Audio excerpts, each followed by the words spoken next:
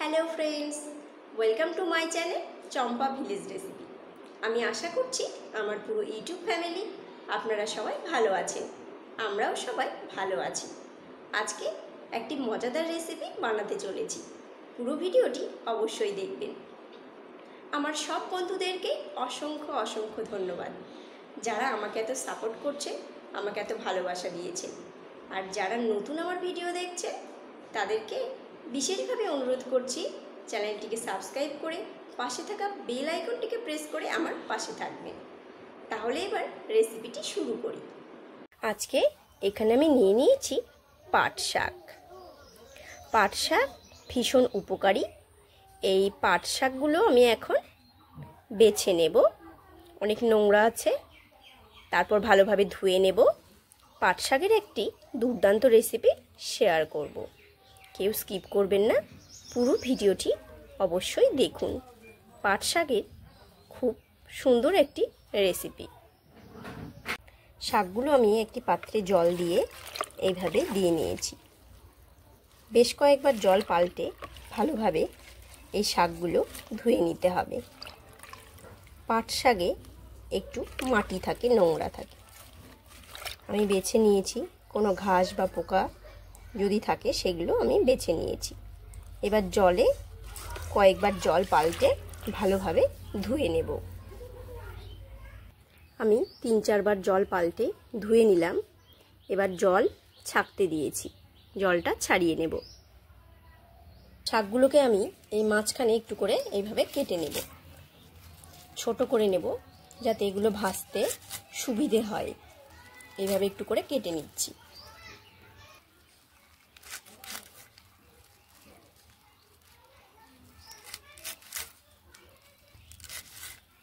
এখানে নিয়ে নিয়েছি একটু বাদাম ও বড়ি। আমার এই শাকের রেসিপিটির জন্য এগুলো আমি নিয়েছি।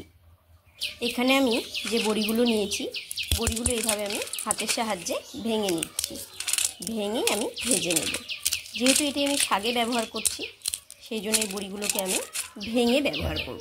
একটুখানি তেল দিয়ে আমি বাদামগুলোকে ছেড়ে দিয়েছি, বাদামগুলোকে এভাবে ভেজে নিচ্ছি। বাদামগুলোকে বেশ লাল লাল করে ভেজে নেব। বাদামগুলো ভাজা হয়ে গেছে, তুলে নিচ্ছি। এখানে আমি বড়িগুলোকে দিয়ে দিচ্ছি, ভাঙা বড়ি। বড়িগুলোকে ভেঙে নিয়েছি। এবার বেশ ভালোভাবে লাল করে বড়িগুলোকেও ভেজে নেব।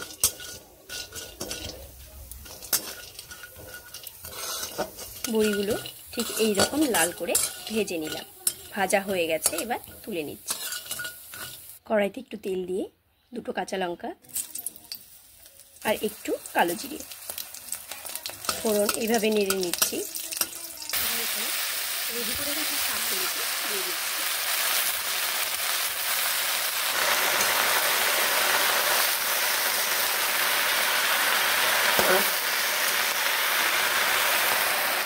শাকগুলোকে একটু এইভাবে উপর নিচ করে নিচ্ছি। শাকগুলোকে এইভাবে আরও একটু নেড়ে নিচ্ছি। এবার এখানে দিয়ে নিচ্ছি একটুখানি নুন আর দিয়ে নিচ্ছি একটুখানি হলুদ গুঁড়ো। নুন ও হলুদ গুঁড়োগুলো মিশিয়ে ভালোভাবে এইভাবে নেড়ে নিচ্ছি। নুন হলুদ ভালোভাবে মিশিয়ে এবার এই শাকগুলো আমি একটু 1 মিনিটের জন্য ঢাকা দিয়ে দেব। আরও একটু নেড়ে নিচ্ছি শাকগুলো এইভাবে।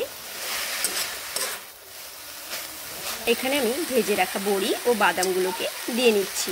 ভেজে রাখা বড়ি ও বাদাম দিয়ে ভালোভাবে নেড়ে নেব। মিশিয়ে নিচ্ছি শাকগুলোর সঙ্গে এইভাবে, খুব ভালোভাবে মিশিয়ে এইভাবে নেড়ে নিচ্ছি। দুর্দান্ত লাগে পাট শাক এইভাবে বড়ি ও বাদাম দিয়ে ভাজলে। বড়ি ও বাদাম দিয়ে আরও 30 থেকে 40 সেকেন্ড এইভাবে নেড়ে আমি ভেজে নিচ্ছি। পাট শাক ভাজা আমার হয়ে এসেছে। এবার আমি নামিয়ে নেব।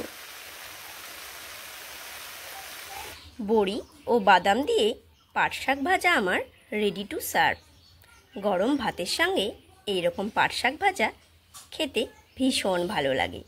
রেসিপিটি যদি ভালো লেগে থাকে একটি লাইক ও কমেন্ট অবশ্যই করবেন। সবাই ভালো থাকবেন, সুস্থ থাকবেন, আনন্দে থাকবেন। আর এরকম পাট শাক ভাজা যদি না খেয়ে থাকেন, একবার হলেও বাদাম ও বড়ি দিয়ে ভেজে খেয়ে দেখবেন। আবার দেখা হবে অন্য কোনো রেসিপির সঙ্গে। ততক্ষণের জন্য বাই।